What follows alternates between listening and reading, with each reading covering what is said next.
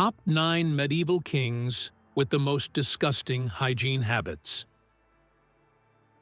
Everything you see in movies and novels about royalty is actually nothing but a blatant lie. Behind those magnificent castle walls, right beneath those glittering diamond crowns, lies a lifestyle so foul-smelling, filthy, and absolutely disgusting that it could literally make you throw up on the spot. Today, we are going to dive deep into the truly filthy reality of the royal palace, the dark secrets that history books and Hollywood studios never want you to know. But before we get started, do not forget to hit that subscribe button. And a quick warning: whatever you do, do not watch this video while you are eating. Back in an era when bacteria and viruses were nothing more than bizarre, unheard of myths, people put all their faith in something called the miasma theory.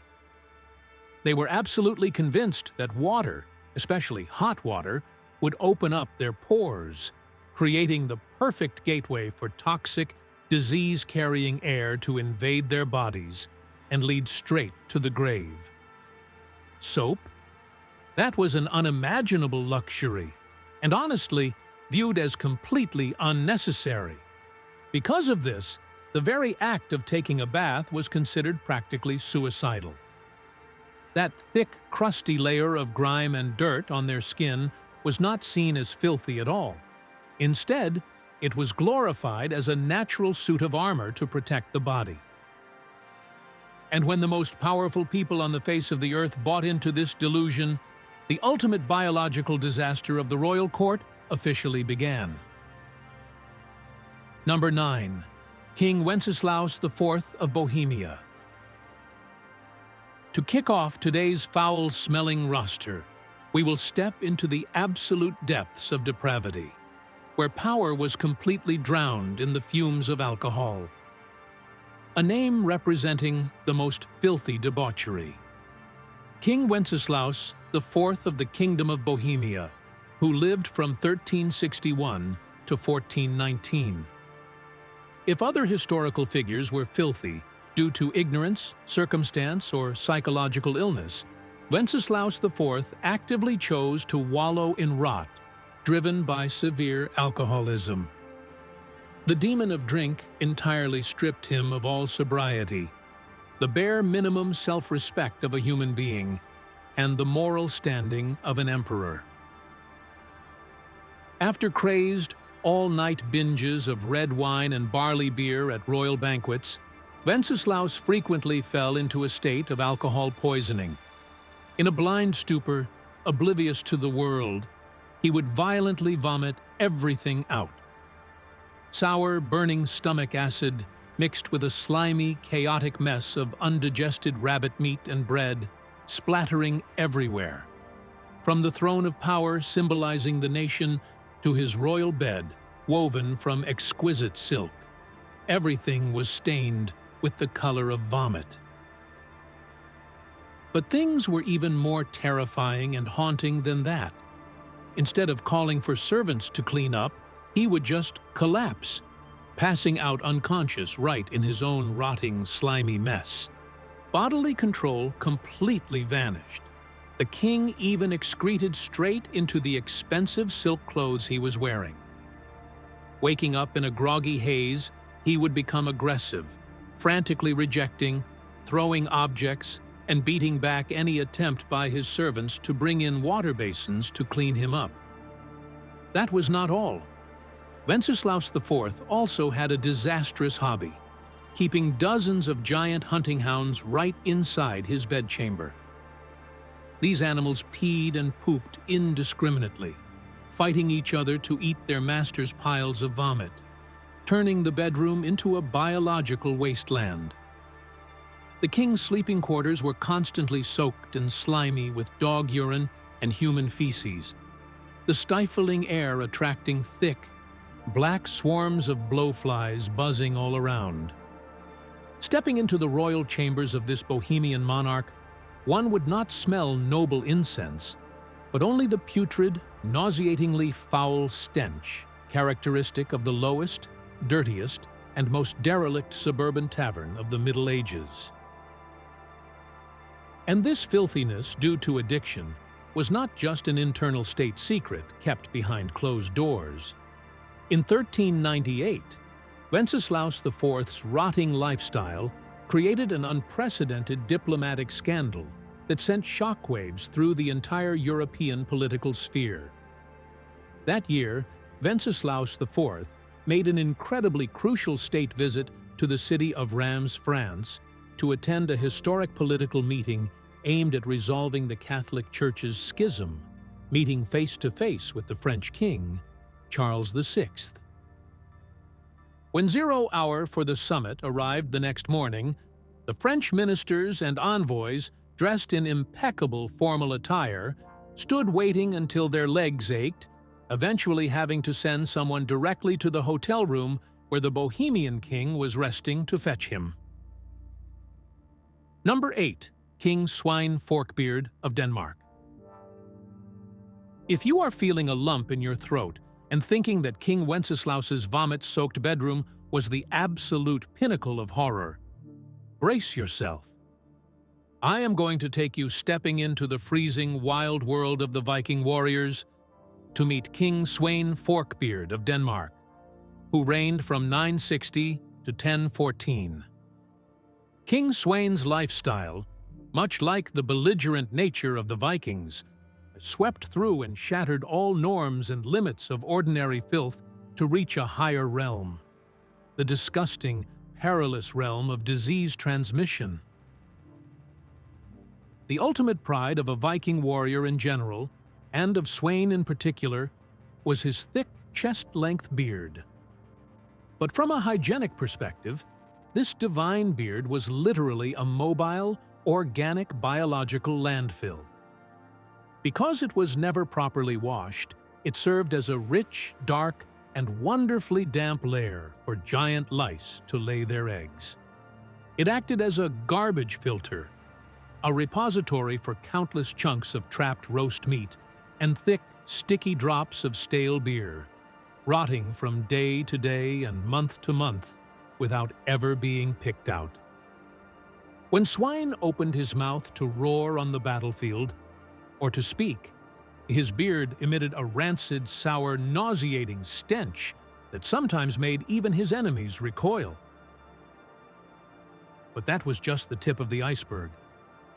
The most haunting thing, causing absolute visual trauma for anyone witnessing it, has to be the horrifying morning hygiene habit of this wild dynasty.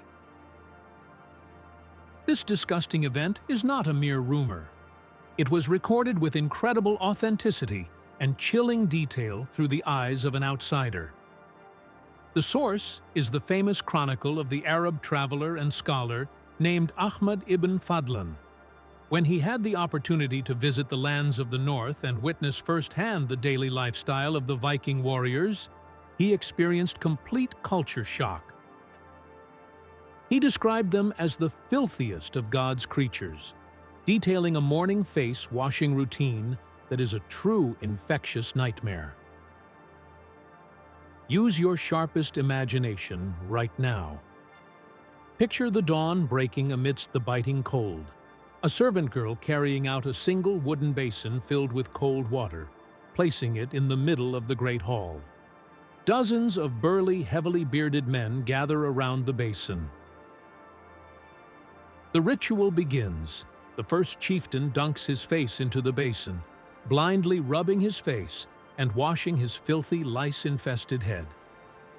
Then, horrifyingly, he hawks a foul wad of spit and violently blows his nose, discharging a thick clump of green-yellow mucus straight into the water basin. The water immediately becomes murky. However, the servant girl does not pour it out. That basin, now swirling with phlegm and saliva, is passed on to the second man. The second man repeats the exact same actions, and then the third casually dips his hands, still covered in blood and animal fat from yesterday's battle, into scrub. And just like that, the filthy cycle repeats. Until the final turn, when our esteemed Sweyn, the mighty king of Denmark, casually scoops up with both hands that very water, now a thick, floating, viscous slurry of phlegm, green snot, fresh blood, beer foam, and billions of infectious microscopic pathogens, sloshing it straight onto his face, rubbing it into his eyes and mouth to call it cleansing his body every morning. They treated it as a sacred ritual, demonstrating the unified strength of wild warriors. An act proving brotherhood, but an absolute death sentence to any epidemiologist watching. Number 7. Richard III, King of England. Leaving the freezing Viking territories, we head to England, a land dubbed the capital of kings with medical hygiene issues. The central character this time is a highly controversial name from Shakespeare's plays, King Richard III. During his lifetime, Richard III always appeared in portraits, with a dignified, regal demeanor, draped in gold-laced cloaks. But the disgusting physical truth of this king was buried by time for centuries, only truly exposed to the light by modern science in 2012. That was when archaeologists excavated his remains. And do you know where his final resting place was? Not in a magnificent marble tomb, but hidden away in anonymity right beneath a shabby paved car park in the center of Leicester. When the grave was opened, what treasure do you guess the scientists and parasitologists found? Absolutely no crown, gold, silver, or buried jewels. What they discovered in the soil right at the pelvic region of the skeleton were thousands, tens of thousands of fossilized eggs from a massive roundworm infestation, packed into a thick layer. This medical discovery was a hard slap to royal pride. It proved a chilling truth. During his life, the reigning King of England suffered from an exceptionally severe intestinal parasite infection.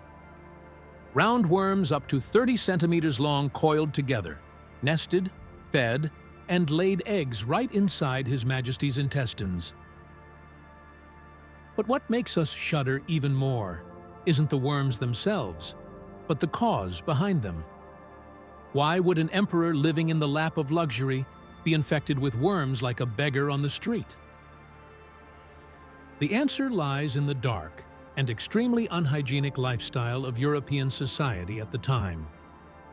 In that dark era, chemical fertilizers did not exist. Instead, people casually collected human feces from cesspits, at which they elegantly dubbed night soil, and spread it directly onto the fields as fertilizer to stimulate vegetable growth. At the same time, the concept of washing hands cleanly with soap before touching food was pure science fiction, an unimaginable luxury that no one cared about, not even the royal family. Taking center stage, King Richard III sat upon his magnificent throne, raising a glass of brilliant red, fine wine. When the servers brought out plates of lush green salad and crisp radishes plucked directly from a royal garden practically drowning in night soil, the king began to eagerly dig in. In reality, in the very moment he opened his mouth to crunch on those fresh greens, Richard III was hourly directly swallowing thousands upon thousands of microscopic, disease-carrion parasite eggs, steeped in and born from the very excrement of his fellow humans. The dignified facade of a king masked a rotting body, crawling with wriggling worms inside. Number 6. King Sancho I of Leon. Let us temporarily leave the stench-filled, foggy island of England, set our sails south, and head to the sun-drenched lands of the Iberian Peninsula. In the Kingdom of Leon, we are about to witness a terrifying, medically classified, biological disaster. If previous monarchs were filthy due to lazy habits, addiction, or parasites, this monarch, dubbed by history as Sancho the Fat, turned his own body into a colossal breeding ground for bacteria, a pus manufacturing plant, for one single reason: he was just too fat. In modern times, obesity is a medical condition, but in the 10th century, it was a slow death sentence. King Sancho's colossal weight spiraled out of control due to his wildly undisciplined gluttony. He became so heavy that his legs could no longer bear the mass of his own body, entirely crippling his ability to walk normally. But the most horrifying consequence was that his obesity completely robbed him of the ability to reach around to wipe and clean himself. Every single personal hygiene routine had to rely entirely on his servants. Let us delve into the medical details for a moment to truly grasp the revulsion. Beneath the king's thick, sagging rolls of fat stacked upon each other layer by layer, a terrifying ecosystem was quietly at work. Due to his oversized frame, the folds of flesh rubbed mercilessly against one another every time he shifted. In an era without air conditioning, sour, pungent sweat poured out of him like a shower, mixing with grime, dead skin cells, and environmental dirt. All of it stagnating, trapped deep within the crevices of his fat, with no way out. This damp, lightless environment, brimming with rotting organic matter, created an unimaginably perfect condition for skin fungi and flesh-eating bacteria to gather, breed, and multiply at a dizzying rate. As a result, massive, gaping ulcers began to erupt across the king's sagging belly, his groin, his crotch, and deep within his armpits. Without antibiotics to treat them, these wounds would never heal. They became necrotic, endlessly festering, swelling, and oozing a sickly yellow, foul-smelling fluid that clung stickily to his clothes, day and night. King Sancho I had to endure excruciating agony, his body constantly itching and burning, yet he could not even reach out to scratch himself. However, the pinnacle of disgust in the royal bedchamber did not stop at the ulcers. It peaked when his massively bloated physique severely compressed his sphincter muscles, stripping him of his bowel and bladder control. He could not move nimbly enough to reach a chamber pot in time. Therefore, the king frequently unleashed the absolute worst of his digestive system, both defecating and urinating straight onto his royal feather bed. Any guest stepping foot into Sancho the Fat's quarters did not even need to look. A single breath was enough to hit them square in the face with a dizzying, nauseating stench. It was a perfectly lethal cocktail, the scent of rotting, festering human flesh, inextricably bound with the pungent, biting reek of stale, fermented urine that had soaked deeply into every fold of the mattress and blankets. The bedchamber of the King of Leon was practically a rotting, abandoned infirmary, and naturally, this profound revulsion, stench, and utter impotence cost him an incredibly steep price: the loss of his crown and his power. In 958, the nobles of the Kingdom of Leon, led by Count Fernán González, could no longer stomach kneeling before a reeking pile of meat. They convened and officially deposed Sancho I. The reason recorded in the chronicles was devastatingly bitter and blunt.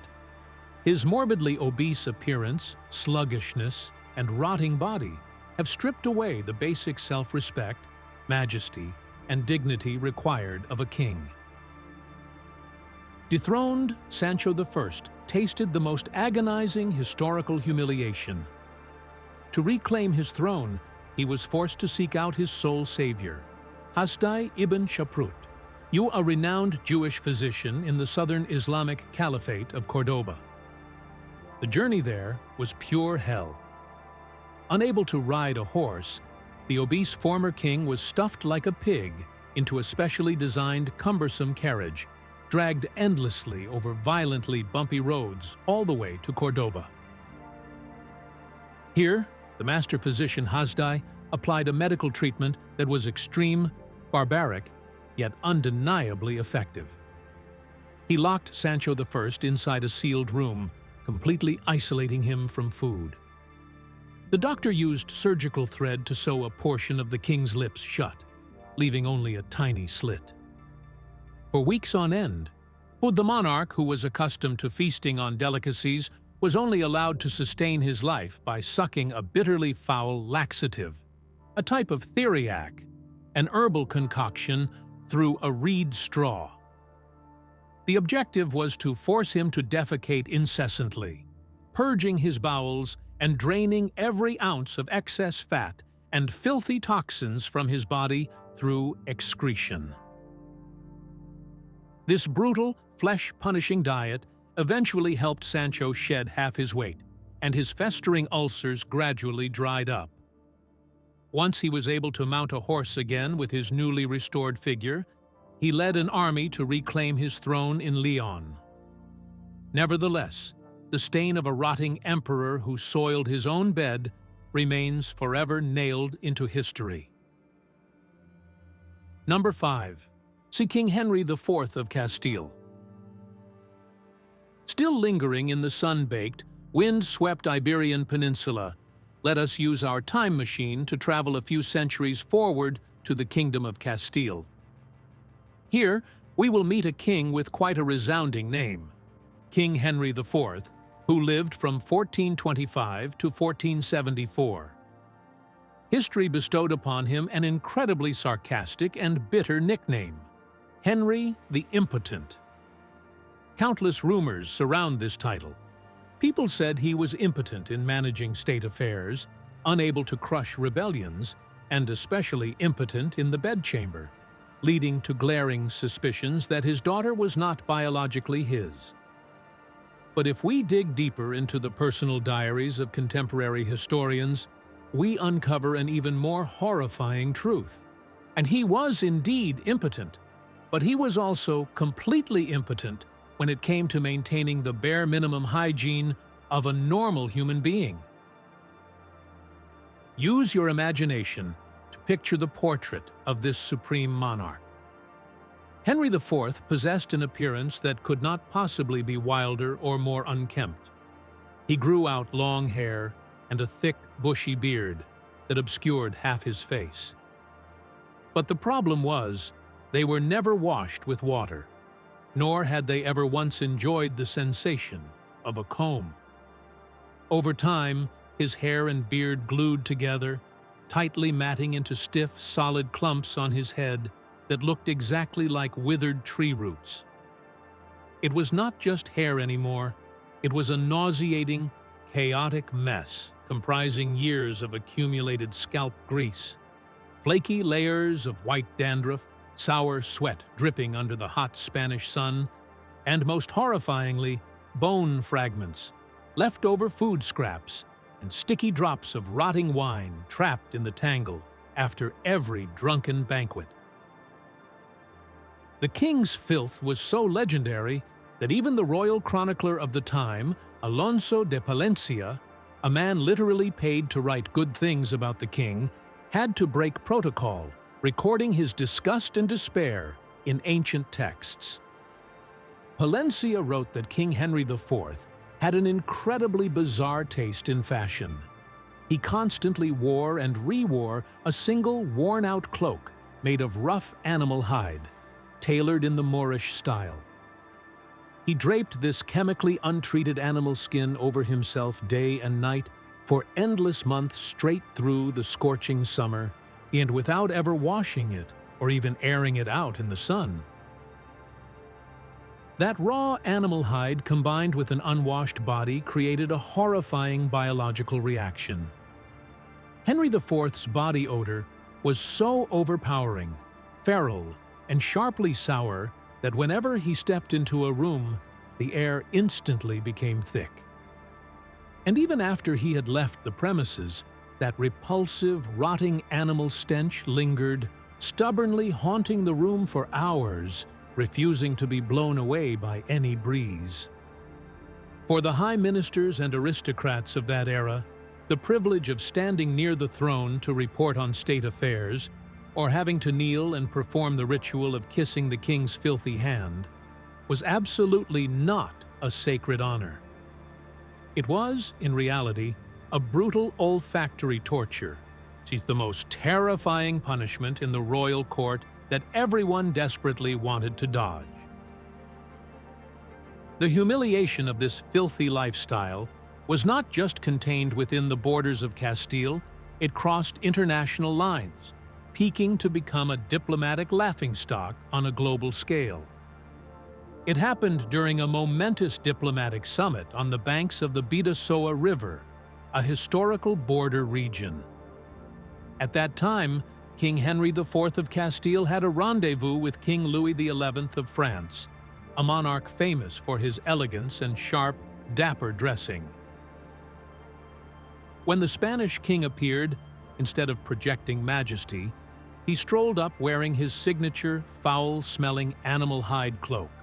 The moment King Henry IV stepped close to shake hands with King Louis XI, the entire French diplomatic delegation, from the knights down to the most veteran diplomats, went into severe shock.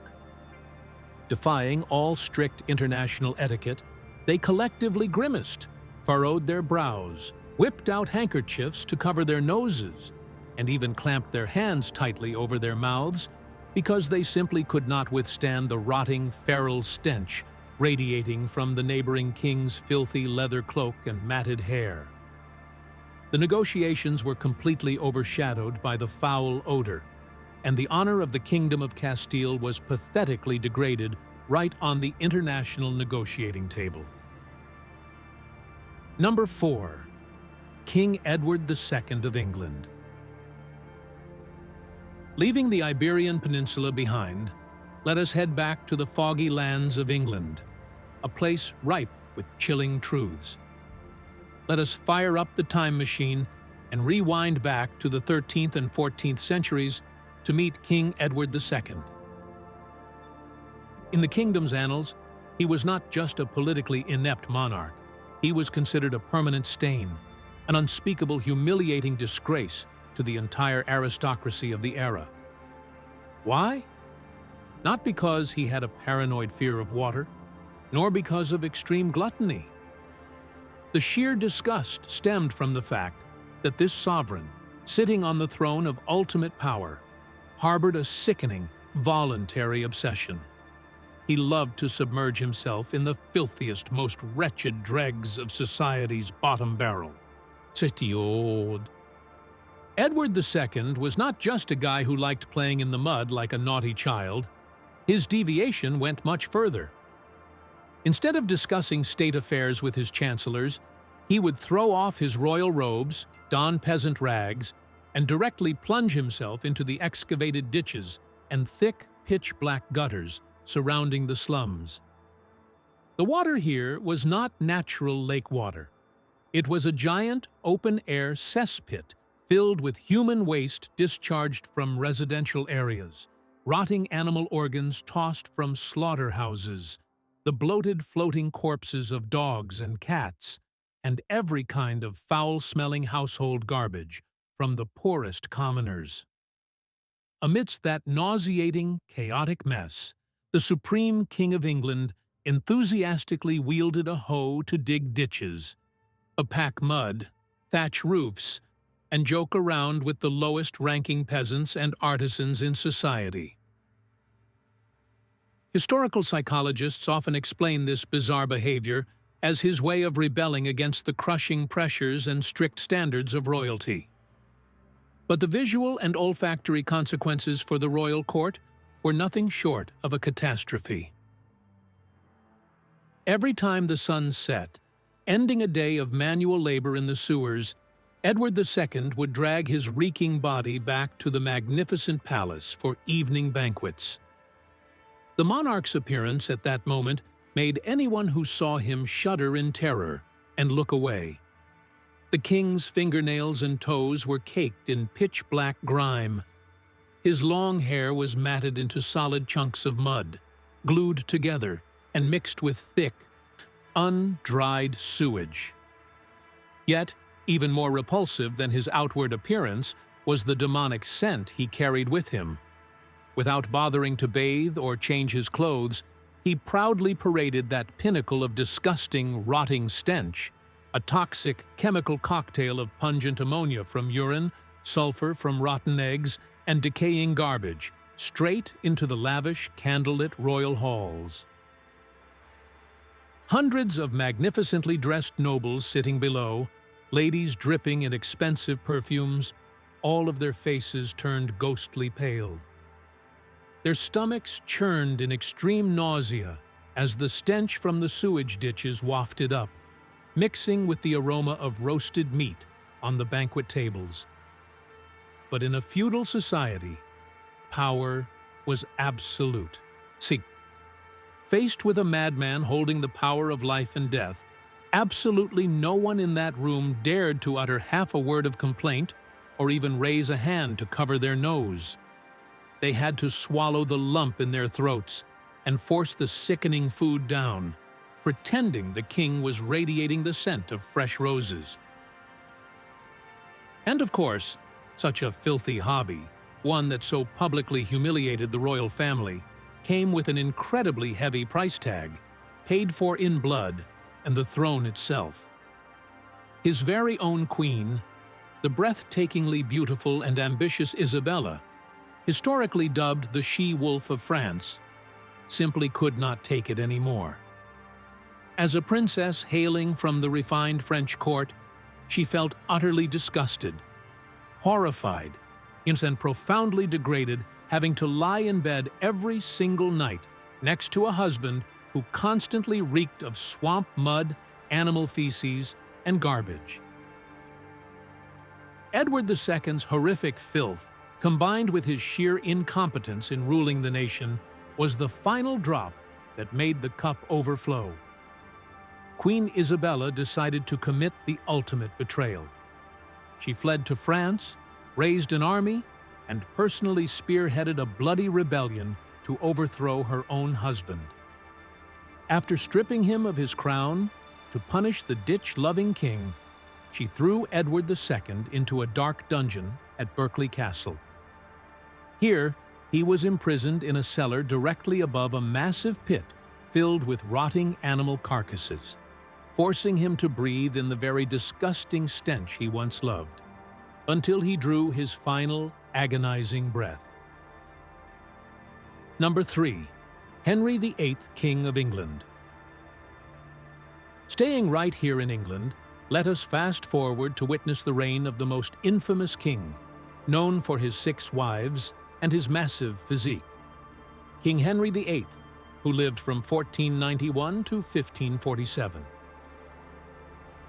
When watching period dramas about the Tudor dynasty, do you usually picture royals as majestic figures, lounging leisurely in a magnificent castle, sipping wine, and listening to symphonies year after year? The harsh, foul-smelling truth behind the scenes is that King Henry VIII and his massive entourage of over 1,000 people, including queens, concubines, ministers, knights, chefs, and hundreds of servants, had to constantly pack their bags, uproot, and frantically evacuate in an endless closed loop between 60 different palaces across the country. The reason for these extravagant evacuations was not to escape war, nor was it to flee raging plagues. The most disgusting and naked truth is simply this: the castles had run out of room for feces. Let us do some simple biological math. Over 1,000 people gorging on massive roast meat banquets every single day. In the 16th century, automatic flushing toilets were a non-existent dark magic. They relieved themselves in open-air cesspits dug deep beneath the castle or discharged waste straight into the surrounding moats. After a mere 4 weeks of residency, the colossal amount of waste from that many people piled up, filling the cesspits head high. An entire majestic palace worth millions of pounds was effectively transformed into a giant, lidless toilet. It reeked of such an overpowering stench, with methane gas hanging so thick in the air that no normal human being could even breathe.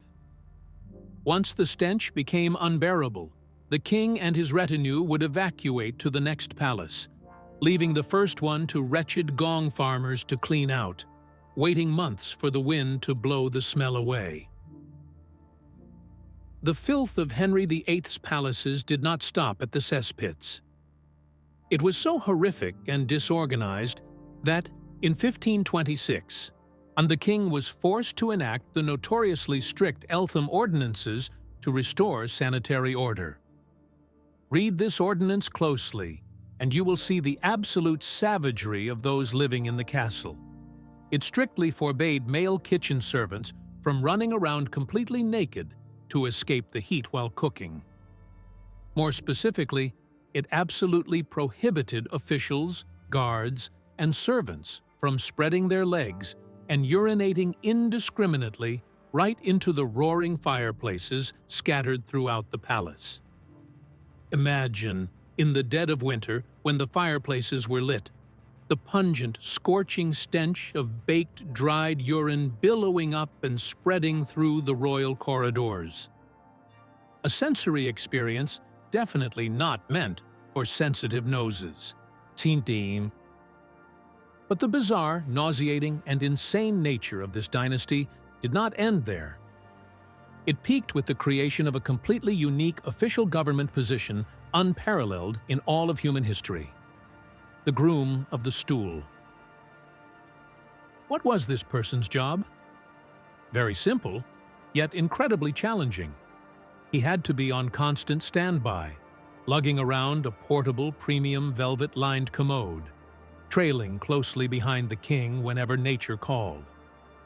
When King Henry VIII sat on the stool to handle his grand digestive business, this man had to stand right beside him to serve, make entertaining conversation, inspect the color and condition of the feces to report back to the royal physicians, and finally, the most humiliating task of all: I'd personally take a cloth and wipe the king's royal behind when he was finished. Do you find it disgusting? Do you think it strips away all human dignity?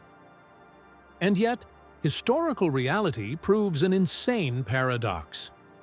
The elite British aristocracy of that era threw away all their self-respect, trampling, fighting, and even violently tearing each other apart just to snag this toilet-holding position.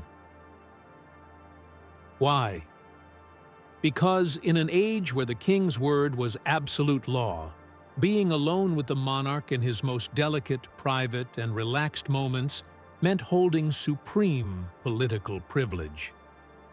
The moment the king was on the toilet was also when he was most susceptible to whispers in his ear.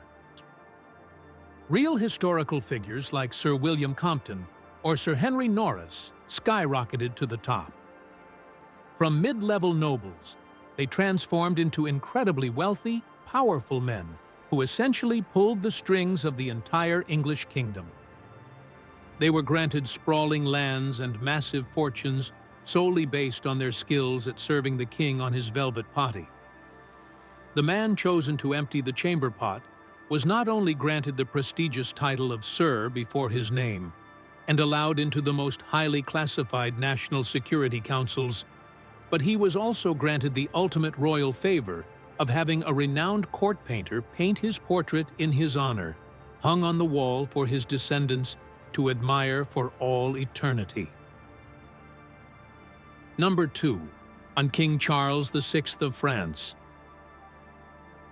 Leaving behind the dark, foggy shores of England, let us pack our bags and head to romantic France, the City of Light.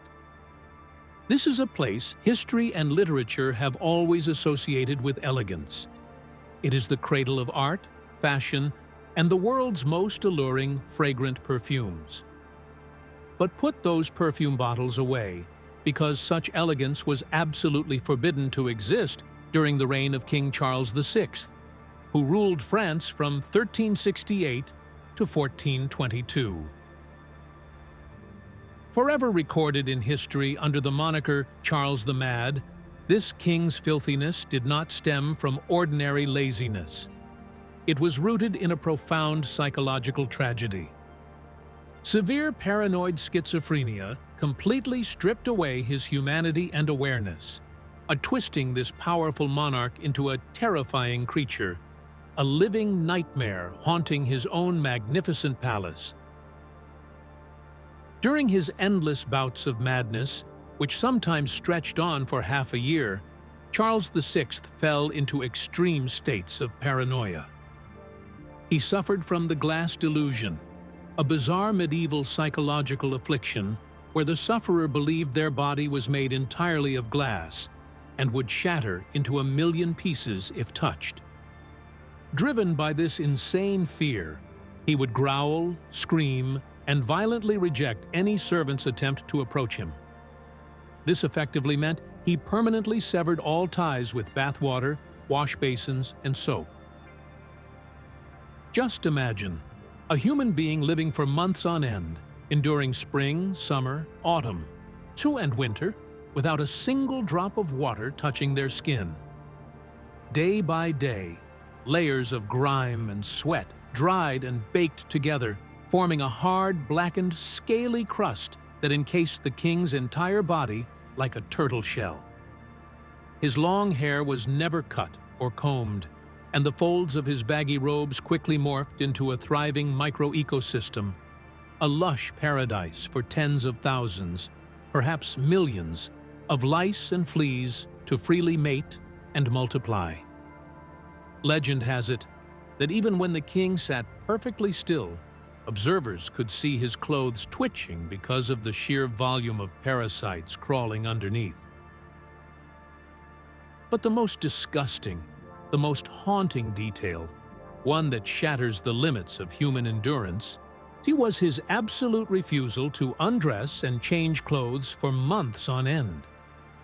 His priceless garments, woven from silk and brocade, slowly rotted from sweat and fused directly to his flesh. Driven to the brink of insanity by the relentless itching of lice bites, he would use his long, filthy fingernails to frantically claw and tear at his own body until his skin ripped open.